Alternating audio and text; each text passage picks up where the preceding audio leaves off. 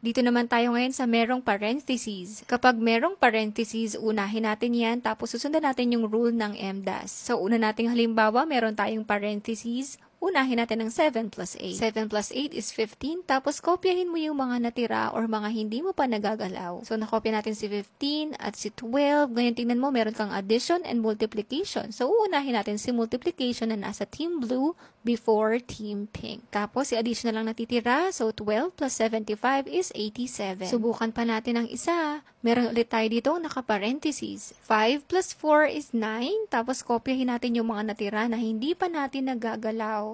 Pagkatapos niyan, tingnan mo, meron kang addition, multiplication, at division. Team blue muna tayo. So, nauna si multiplication. Uunahin natin siya. 6 times 9 is 54. Tapos, kopyahin mo yung mga natira.